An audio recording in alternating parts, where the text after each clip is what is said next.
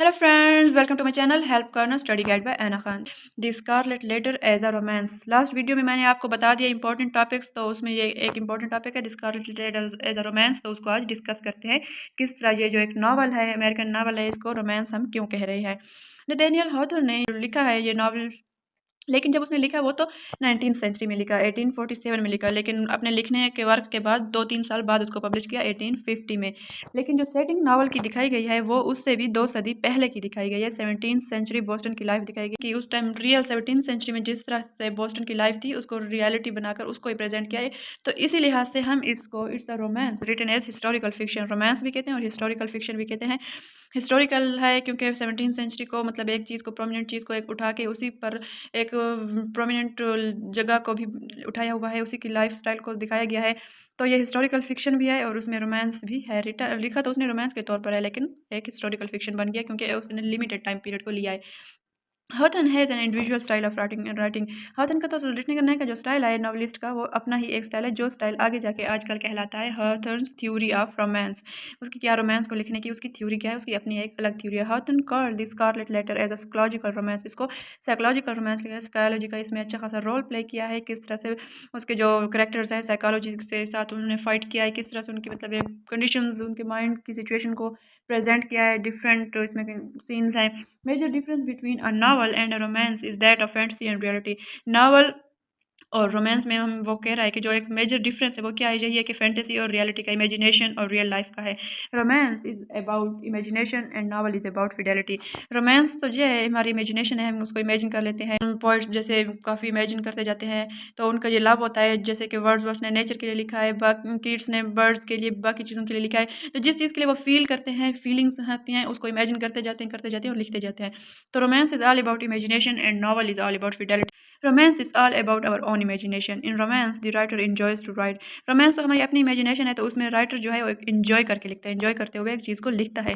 वो अपने views express करता है, थॉट्स को फ्रीली तौर पर एक्सप्रेस करता है। बट नॉवलिस्ट, जो नॉवलिस्ट हैं, cannot enjoy there liberty. Novelist को ये फ्रीडम नहीं है कि किस तरह से उसने अपने वर्क को, अपने वर्ड्स को, अपने लिखने के काम को उन्होंने एंजॉय करना है, वो एंजॉय नहीं कर पाते।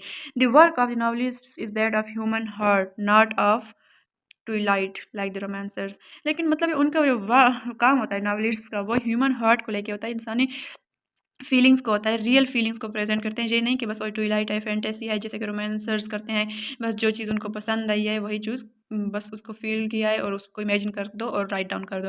और romance is all the elements that's a novel is, such as plot, characters, themes, narration, dialogue, language, style, motive, सारा कुछ।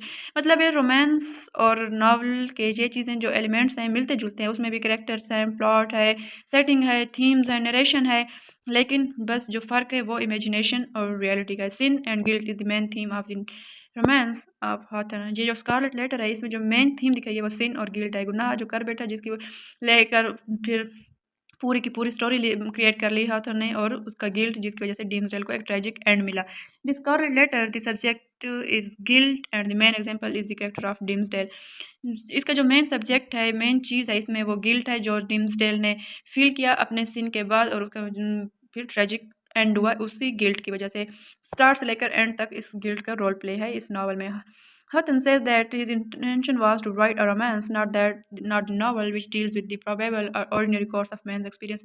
Hutton कह रहा है कि उसका मतलब, उसकी जो एक इंटेंशन थी वो लिखना तो एक रोमांस चाहता था, क्योंकि उसने वो ए लेटर देखा था, तो उसको वहाँ से एक आइडिया मिल गया कि ये कुछ लिखना है। रिटायरमेंट के बाद उसने अपना वर्क शुरू किया, लेकिन मतलब वो कोई मेंस के एक्सपीरियंस को नहीं लिखना चाह रहा था, वो नावल नहीं लिखना चाह रहा था, वो रोमांस लिखना चाह रहा था।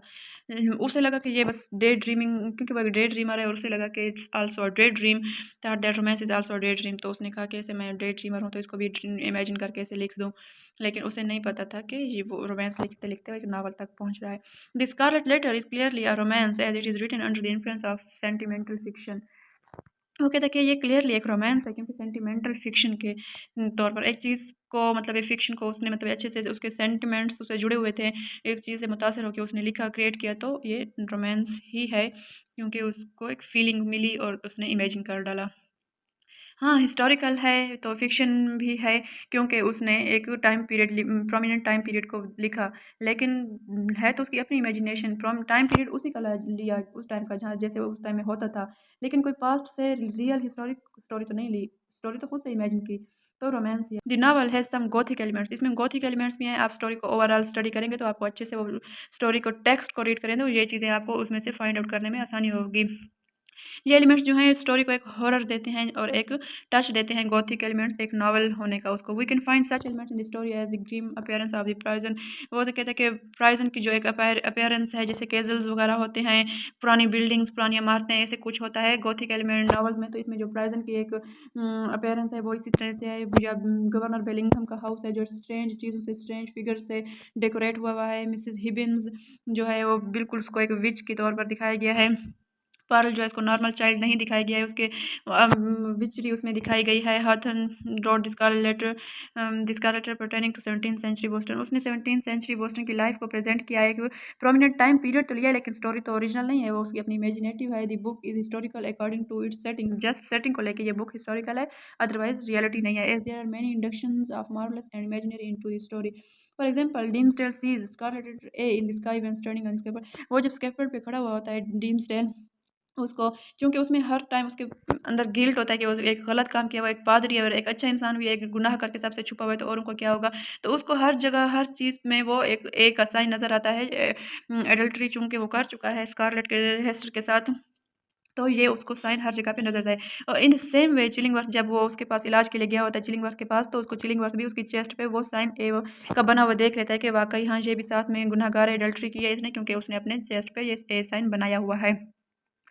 And pearls observation that sunlight is running away. और जो पर्ल ऑब्जर्व करती है कि जो सनलाइट है उसकी माँ से हेस्टर से दूर दूर भाग रही है, अलग साइड को है उसकी साइड रुकने के। तो ये सारी चीज़ें इसको एक गॉथिक टच भी देते हैं इस नावल को, जो इसको नावल का थोड़ा सा टच देते हैं। The descent of Chillingworth into the visions of hell means gothic elements are clear in the novel. ये मतलब है हम इन सब स्टोरी को ओवरऑल डीपली स्टडी करते हैं, टेक्स्ट को पढ़ते हैं तो हमें अच्छे से पता चल जाता है कि किस तरह इसमें गॉथिक एलिमेंट्स भी हैं और जो इसको नावल का टच दे रहे हैं। Except few major ones, all the other characters in Scarlet Letter are the product of the author's own imagination. बस चंद एक को छोड़ के बाकी जो सारे इसमें करेक्टर्स हैं वो राइटर की अपनी इमेजिनेशन है। जैसे कि करेक्टर है मिसेस हिबिन्स का, मिस्टर जॉन विल्सन का है। All the above discussion proves that the Scarlet Letter is clearly a romance, which reads like a novel and fuses chemically and artistically the elements of the romance with those of the novel. The novel is considered the masterwork of the writer. The book is still in the list of great selling books. ये इस book ने काफ़ी अच्छा fame और name दिया हॉथर्न को, और आज भी एक ग्रेट सेलिंग बुक्स की लिस्ट में बुक को माना जाता है। आज भी इसकी काफ़ी इंपॉर्टेंस है आज तक भी।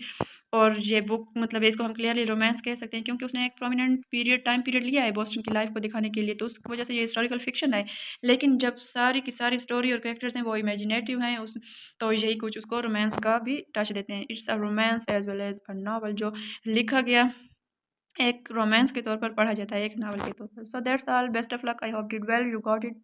अल्लाह हाफिज़, remember me in your prayers, please subscribe the channel.